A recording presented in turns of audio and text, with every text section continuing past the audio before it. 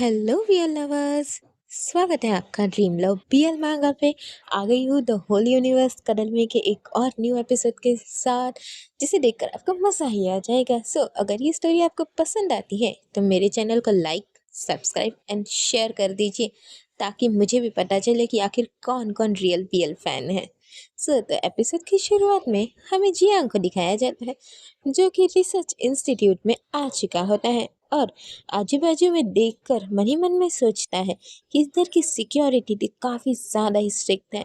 मुझे लगता है बिना आइडेंटिटी कार्ड के मैं तो अंदर भी घुस नहीं पाता। तभी उसकी नज़र कुछ रिसर्चर्स पे जाती है और उन्हें देखकर वो सोचता है कि टाइम जो स्पेस शटल है वो तो साउथ विंग में है और उसका जो मेन कंट्रोल एरिया है वो तो और भी ज़्यादा स्ट्रिक्ट है। आखिर मैं किस तरह से अंदर जा सकता हूँ, और ये सारी चीज़ें वो काफ़ी गहराई में और सीरियसली सोच रहा होता है। तभी वहाँ प्रिंस हेलिस आता है और उससे पूछता है, क्या तुम्हें अभी तक तुम्हारा वे नहीं मिला?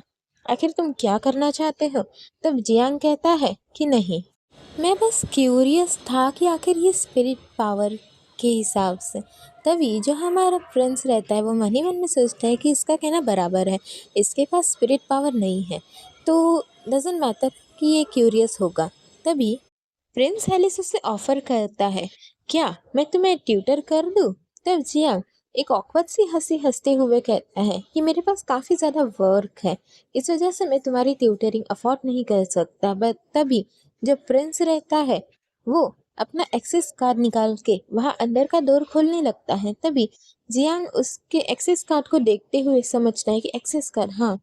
तभी उसे याद आता है और वो फटाक से प्रिंस हेलिस का हाथ पकड़ते हुए इसे कहता है कि ट्यूटरिंग, हाँ ये बिल्कुल परफेक्ट है। तभी वो कहता है कि वैसे भी मैं अपने वर्क्स को बाद में भी कर सकता हूँ, अगर एक दो दिन की छुट्टी भी मार ली तो क्या फ़र्क पड़ जाएगा। और ये काफ़ी प्यार से स्माइल करते हुए कह रहा होता है।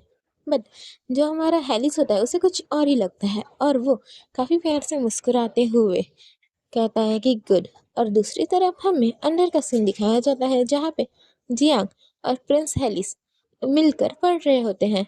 प्रिंस हेलिस उसे बताता है कि स्पिरिट पावर कोई स्ट्रेंथ नहीं है, वो एक शेप है जो कि हमारी माइंड पावर और अपनी मेंटल एबिलिटी को स्टेबल रखता है, जिसकी वजह से हमें पावर मिलती है। तभी जो जियांग होता है उसे स्मार्टली क्वेश्चन करते हुए कहता है, तो फिर स्पिरिट पावर जो होती है वो कोलैप्स क्यों हो जाती है? तभी जो हमारा प्रिंस रहता है उसका जवाब देते हुए कहता है, माँ थेराटा के लिए तो ये ठीक है, बट जो स्पिरिट पावर है जितनी स्ट्रांग होती है उसके ब्लैक फायर होने के भी चांसेस उतने ही बढ़ते हैं। तभी जियांग गंभीर होते हुए कहता है कि ओ, तो क्या इसके लिए फिजिकल स्ट्रेंथ ज़रूरी नहीं है? तभी उसकी जो हेलिस की बॉडी है उसे छूते हुए कहता है कि जैसे कि तुम्हारी बॉडी कितनी ज़्यादा फिट है, तो क्या ये कभी बैकफायर नहीं करता? प्रिंस की बॉडी छूते हुए वो दोनों काफ़ी ज़्यादा करीब आ जाते हैं और जो हमारे प्रिंस के रेड होते हैं चिक देखने लायक होते हैं। तभी जो हमारे प्रिंस के चिक्स होते हैं वो रेड हो जाते हैं। तभी जियांग एक ऑकवर्ड सी और मजाकी हंसी करते हुए कहता है कि मैं तो मजाक कर रहा था ब्रदर, तुम वैसे भी तुम्हारी बॉडी को काफ़ी ज़्यादा ही रजिस्ट करते होंगे ना और ट्रेन करते होंगे ना। तभी जो प्रिंस होता है मन ही मन में सोचता है कि ये बच्चा हमेशा फाइंड आउट करते रहता है मेरे साथ रहने के, मुझे छूने के चांसेस पाने के लिए। तभी वो पूछ ही लेता है, जियांग शाओ, क्या तुम मुझे पसंद करते हो? बट जियांग शाओ ये सुनने से पहले ही कहता है, क्या?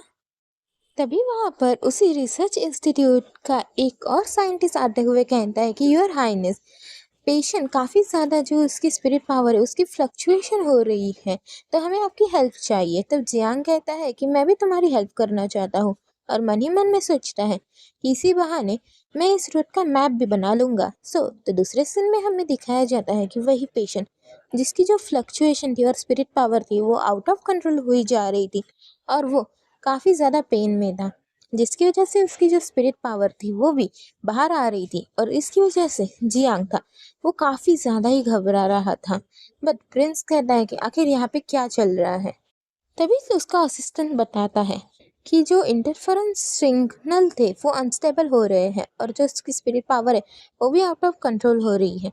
तभी योर हाइनेस, दैट इज़ हमारा प्रिंस हेलिस कहता है, तो जो इसकी फ्रिक्वेंसी वो काफ़ी ज़्यादा बढ़ रही है, तो इसे शॉक देने के तरीके क्यों नहीं ढूंढ रहे हो? तभी जो हमारा जियांग होता है वो कहता है कि मुझे ट्राई करने दो, शायद मैं इसे शांत करवा पाऊँ। तभी जो प्रिंस एलिस कहता है कि नहीं, ये काफ़ी ज़्यादा डेंजरस है। जियांग बहाना बनाते हुए कहता है कि मेरे पास स्पिरिट पावर नहीं है, तो हो सकता है कि मैं ये मैटर कर सकूँ सॉल्व। तभी और मन ही मन में सोचता है कि अगर मैं सक्सेस हो जाता हूँ तो मेरे पास चांस है कि मुझे वो जो कार्ड है वो मिल जाए। तभी जो उसका पार्टनर रहता है वो कहता है कि वैसे भी ये पेशेंट तो मरने ही वाला है, तो क्यों ना एक ट्राई और मार ली जाए। तभी जो जियांग कहता है कि हाँ, क्यों नहीं। बट हेलिस उसकी चिंता करते हुए कहता है कि तुम केयरफुल रहना। तभी जियांग कहता है कि रिलैक्स, मैं सब कुछ ठीक रहूँगा। और वो उस पिंजरे के अंदर जहाँ पे वो पेशेंट था उसके अंदर चला जाता है और मन ही मन में सोचता है कि ले दिल के दिल मुझे हर्ट मत करना। पर पीछे से जो हमारा हेलिस रहता है वो कहता है कि जियांगशा, अगर तुम्हें कुछ भी हुआ तो जल्दी से जो तुम्हारी बटन है मैंने तुम्हें दिया है वो तुम्हें दबा देना और तुम यहाँ से बाहर आ जाओगे। जियांग ये बात सुनते बराबर हाँ तो कर देता है। बट वो उस स्पिरिट के आगे काफ़ी ज़्यादा घबरा रहा होता है और कह रहा होता है कि मुझसे डरने की कोई बात नहीं है। वो स्पिरिट भी धीरे धीरे शांत होने लगता है और जो बाजू का हमारा असिस्टेंट था वो भी कहता है कि स्पिरिट बॉडी अटैक नहीं कर रही और इसकी जो एनर्जी वेव है वो भी नॉर्मल दिख रही है। बट तभी तभी जो स्पिरिट होती है वो काफ़ी ज़्यादा गुस्से में हमारे जियांग की तरफ बढ़ रही होती है और जियांग भी काफ़ी ज़्यादा घबरा जा जाता है। अब आगे क्या होगा? क्या ये स्पिरिट हमारे जियांग के ऊपर हमला करेगी या फिर हमारे जियांग को पसंद करेगी? अगर ये सारी चीज़ें और ये क्वेश्चन आपके दिमाग में चल रहे हैं तो नेक्स्ट एपिसोड के लिए जल्दी से कमेंट कर दीजिए और मेरे चैनल को लाइक, सब्सक्राइब एंड शेयर कर दीजिए ताकि ऐसे न्यू न्यू वीडियोस आपको मिलती रहे। Thank you for watching guys.